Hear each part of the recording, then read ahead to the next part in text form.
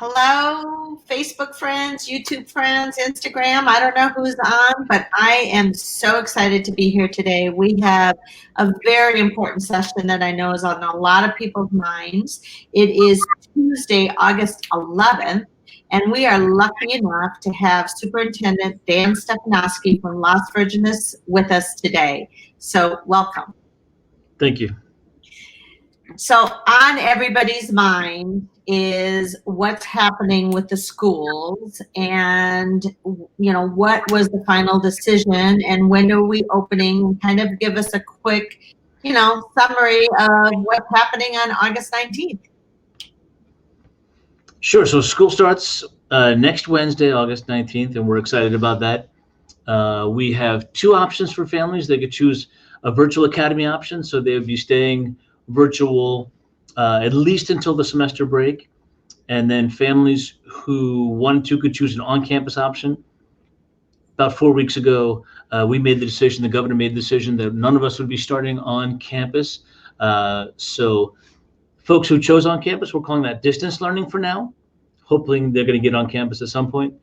And those who chose our virtual academy will stay there at least until the semester. So we're hard at work getting that ready, launching on the 19th. We're excited. This is not how we want to start. We've been aggressive in trying to be on campus. We've spent almost $1 million in safety and health upgrades, PPE, plexiglass, thermal scanners. So we were all in on opening and we'll remain that way. But obviously the numbers aren't there for us yet, but we remain optimistic that we'll get on campus in some capacity. So obviously people had a choice of choosing on which way they want to go. Do you have a percentage of breakdown on how that's going to look like? And what do you expect most families to be doing? And also, can you break it down? Is it different for elementary, middle, and high school? Because there's different requirements and needs. Sure. We had about 80% of our parents chose the on-campus model and 20% chose the virtual academy model, which surprised us. It was a little higher on the on-campus model. All of our schedules, that's a big question, are at LVUSDupdates.org. So I know you said you could throw up some websites there for people.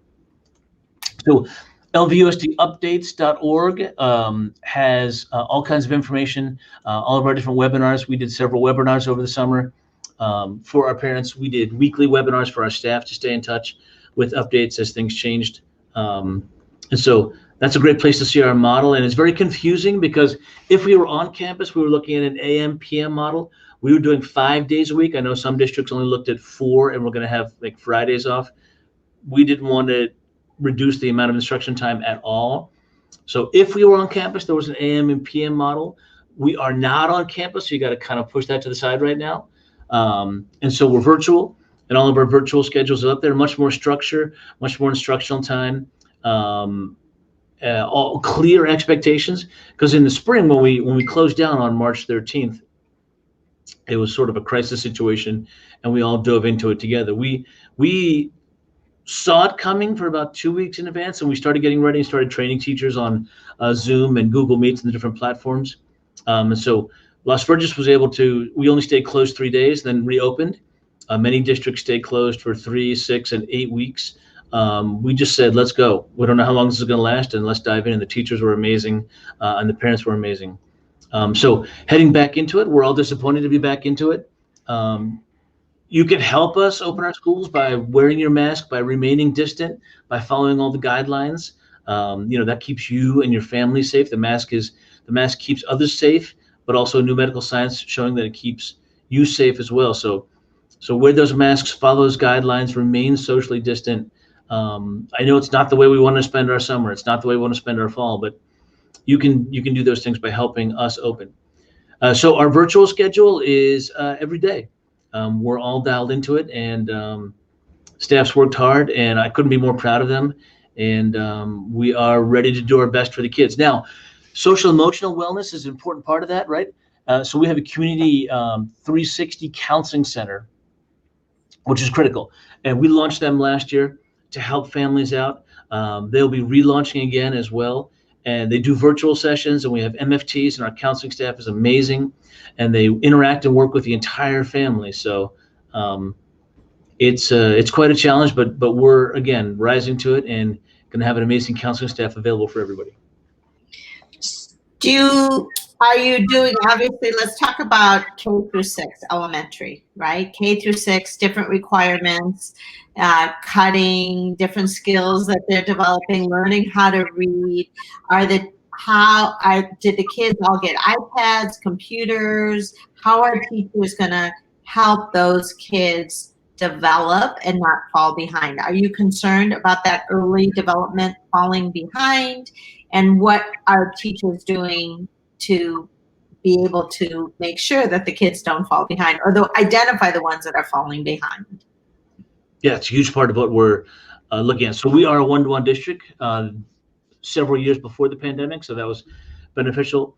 We used Acers. Acers are a computer, about a $300 or so device. So it's good. It's not it's not an Apple. It's not a $3,000 computer. It's not a $2,000 computer. But it enabled us to get that to all the families that need it. So we've got, I think we just ordered another 700 of the newest versions. So and we're hoping to get those in soon. So we didn't use iPads or those sorts of things. We stayed away from that. But we are a one-to-one district, which was a huge benefit as we launched last spring, and as we continue from a distance perspective. Yeah, the Zooms are a challenge, especially for TK students, first and second grade. They are a real challenge, and our kinder teachers have to rise to it. And parents are a huge partner here. It's a huge challenge for parents. It's a huge additional requirement. I mean, the parents, there's no way to sugarcoat it. They have to be involved. They have to be way more engaged as a part of it than before. And I totally understand what that's like and the challenge that represents. Our class sizes there are 22 to 24 maximum, so it's a good ratio. If we can get on campus and do an AM PM session, you've got 12 kids or less per session, so that's real workable. But no one knows when that will happen. But that's if and when we can get on campus. We want to start with our TK through third grade for all the reasons you just mentioned. So they're full day TK through third grade right now, virtual. And if it doesn't work out, like, are you going to be reevaluating? Like, the kids can't sit still, they're not focused, and potentially having to go half days on. And and I'm just going to throw it out there. What about parents who are dual income and that are working? And huge impact on them. Yeah. So we have our schedules on LVUSDupdates.org. So all the schedules are there for people to look at. And there's the website again. Childcare, we've also worked closely with our childcare providers in the area, Boys and Girls Club, YMCA, City of Calabasas. So they do have programs on our school. They've been open for the entire summer. We allowed them, or we're able to allow them to reopen. So they are there and able to help and provide and support those families. Childcare is a huge issue and a huge impact, and why schools do impact the economy. If you've got both families are working or multiple kids, it is it's tough. It's challenging. My heart breaks and goes out to our parents and our staff. It's not the way. We didn't sign up to be on cameras all the time. That wasn't why people got into education, and the teachers feel that. What did the teachers have to do this summer to get themselves ready? Some are going to be more ready than others. So what kind of training did you have to have for teachers? So we did have some voluntary training available all summer long on a bunch of different topics and platforms and availability. And that was awesome stuff. And we had probably almost 150 or so participate in that. We have about another 19 hours of professional development planned for our staff, much of it focused on being as effective as possible in a distance platform. Different strategies and techniques on being engaging, individualizing instruction, checking in, working effectively with small groups. Obviously, just sitting and talking into a camera isn't the greatest way for anyone to learn or be engaged. So got a lot of good stuff out there. Also pushing out some parent resources as well to support them. I mean, it's not easy for the teachers and the staff and the parents and the kids. I mean, this is just, it's not easy for anybody, and there is no roadmap to this. And I think but you're going to have high expectations, a lot of parents who are hovering over their children and education and expectations. How will we be handling just kind of feedback, input, challenges, criticisms, opportunities? Always opportunities for growth and improvement.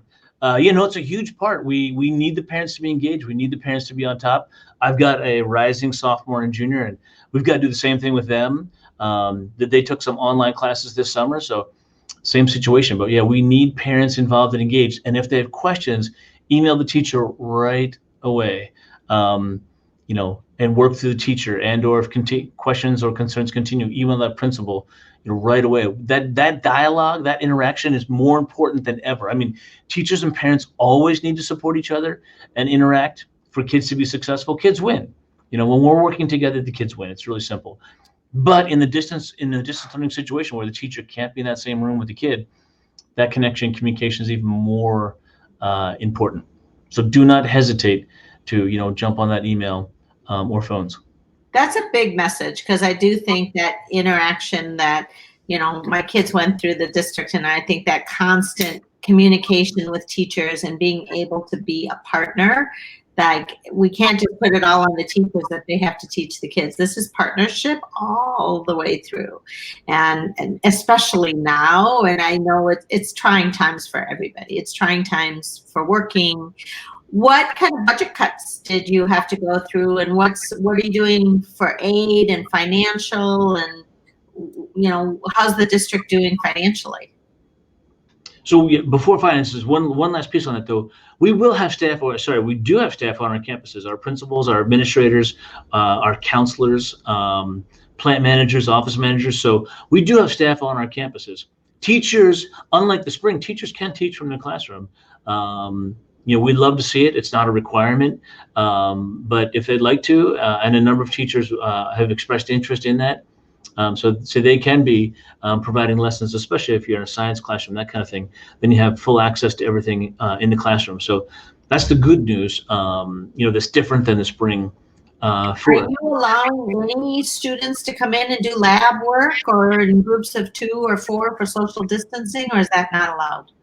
No, we're not doing that yet. We're not really cleared for that yet, obviously, with the county guidelines.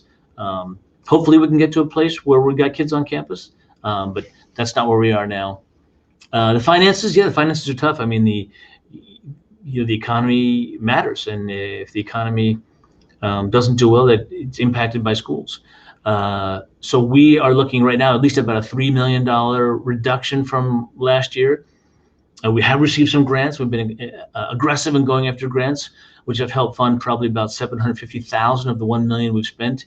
But yeah, it's tough to have this whole new layer of expenses relative to safety and health while the economy is struggling, and our funds are being cut at the same time. So it's a real challenge for everybody. The privates are facing challenges, and of course all the public schools. About 1,000 school districts up and down the state of California. So we're tightening our belt and working smarter, and communicating often with our political figures, assembly members, state senators, even congressmen. I've been on conversations with all of them, emphasizing, how critical public schools are to the economy and to the public health.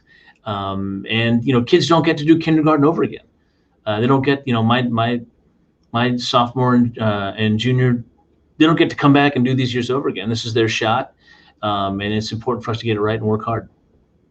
Are you in touch? Because there's a lot of districts that have already opened. Oak Park already opened. Are you in touch at all to learn what they've done well? Are you guys all working together as far as sharing and learning from their experiences? How was first day? What are they learning from this? Because we're Las Virgenes, but we also Oak Park and Conejo. We're a triangle. We're right here. We do. We talk all the time. We've got text message strain. I think they're texting me right now. So we compare notes, and they've been a tremendous resource, and hopefully we've been able to help them out. We all lift each other up.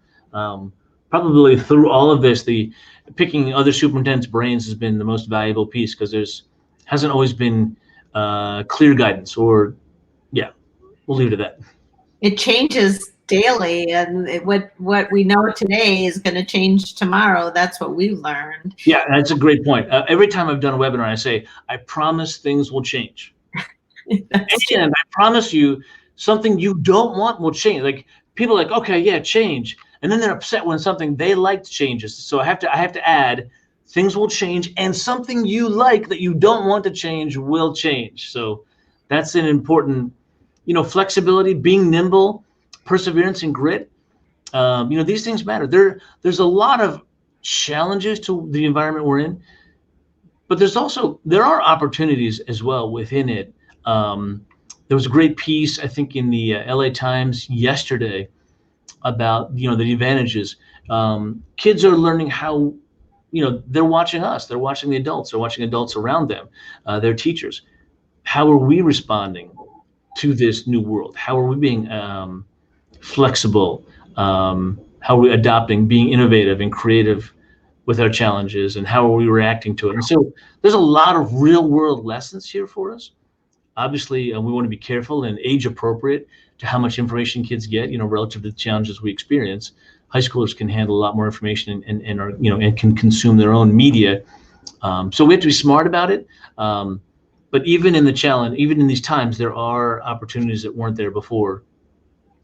I mean, I think a lot of it is the kids are learning how to public speak. If they're doing what we're doing and they're going to have to get up in front of their peers, and we had a couple kids on last spring as it was closing down and shutting down, and the sophistication that the kids were having and having to share, and how they present themselves. I mean, I saw that as a huge opportunity, and I think we also have to look at the glass half full. I mean, we're all in this together, and nobody is doing it any differently, right? This is just the way it is, and we all have to take from it. I think that the biggest question is just that the kids emotionally can continue to grow, and the younger ones need that socialization. They're not going to be playing sports. They lost their summer camp. They're not getting together with their watching football games at, high school, Calabasas or Agora or wherever. I mean, there's a lot that they're not going to develop, and that we're all going to have to see what happens from that. I think the question is, from how can parents support you? What do you expect from parents? Just kind of fundraising, from financial support. Are you still going to be doing fundraising? Is the school going to be doing it? I know the district used to do a big event that didn't happen this year. What can we be putting out there for you to help the district survive? Sure, a couple things. When we closed down schools, we continued our support of free and reduced lunch to our families. We have about 800 families in Las Virgenes that qualify for free and reduced. Some neighborhood districts, I think, did not do that. They stopped. And so those families are coming to us also, which we're happy to continue. So that's something we're continuing, and families have reached out to support that effort. So we appreciate that. Families have come from the Valley. Families have come from Conejo Valley and Woodland Hills, both valleys. So that's out there. The foundation is launching a fundraising effort right now. So the Foundation for Las Virgenes Schools, you can Google them and support them. That's awesome. Each school has its own PFC and PFA. Those are parent faculty clubs and parent faculty associations. They're starting their annual drives and their fundraising right now. So supporting them is huge. That's directly supporting our students as well. So those are a few ideas off the top of my head. The other piece too, back to adversity and opportunity. The students were awesome. When it happened, we launched a student tutoring service that was a number of districts jumped on also. And so we'll do that again. And that's a wonderful opportunity. Thanks for putting that website up.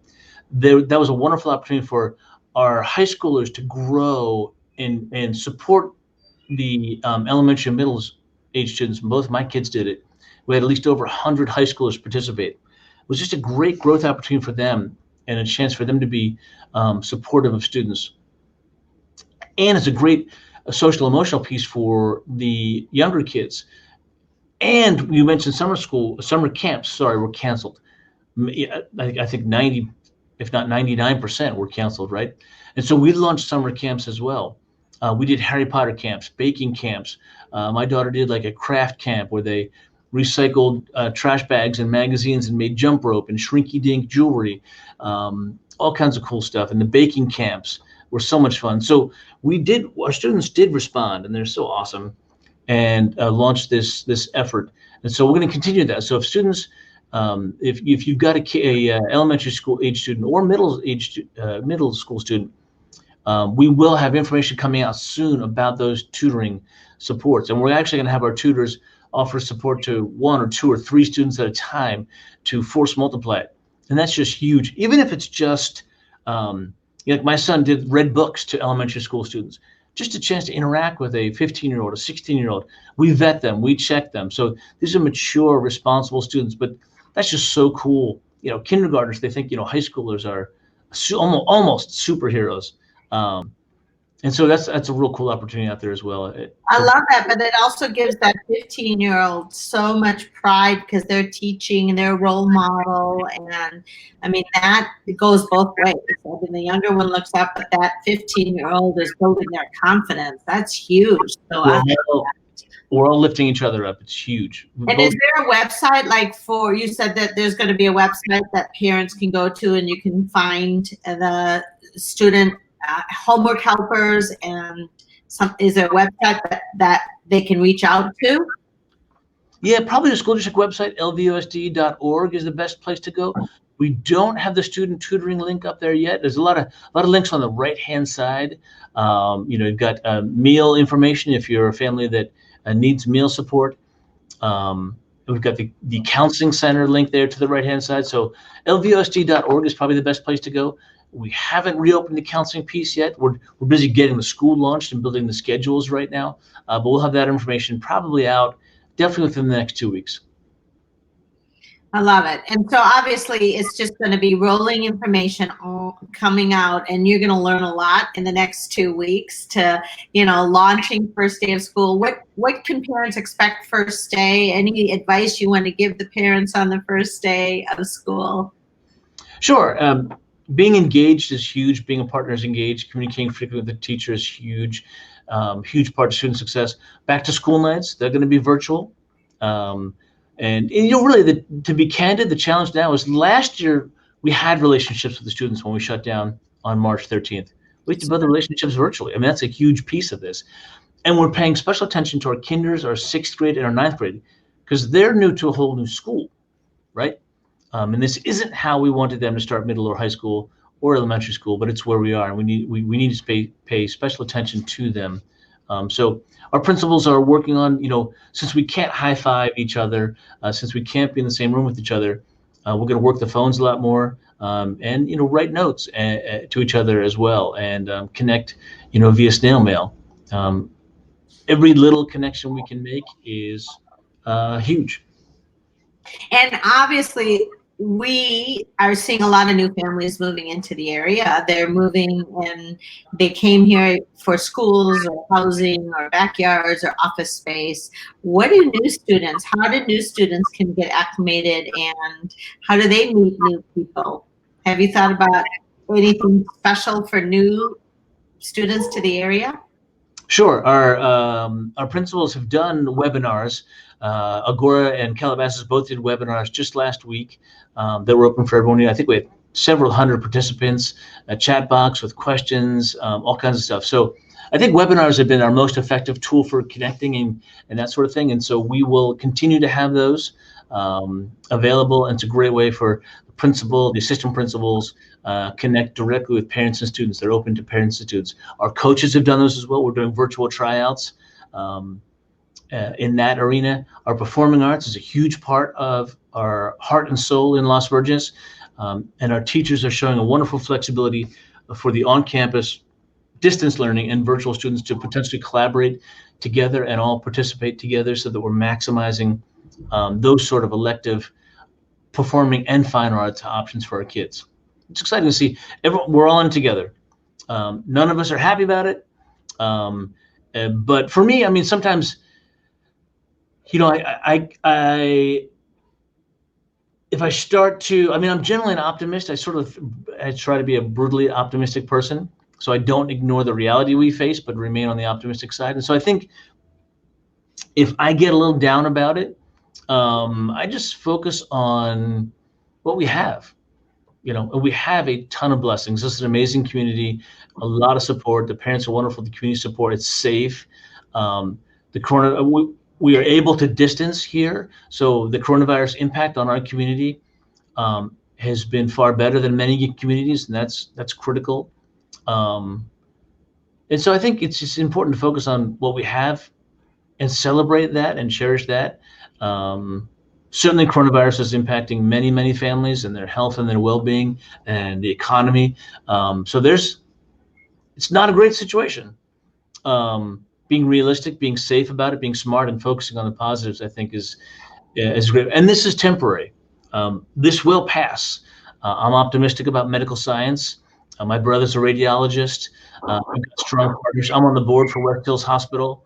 Kaiser Permanente has been a tremendous partner. We're a client of Kaiser Permanente, and their infectious disease specialists have been made available to us as we've built our plans to get students back on campus. So a lot of positives out there, a lot of partnership, a lot of support, and we realize our role to be able to build community and connections in the face of our global pandemic. And we appreciate that role, and we understand that role. We're humbled by it, and it drives our commitment to the community and our students.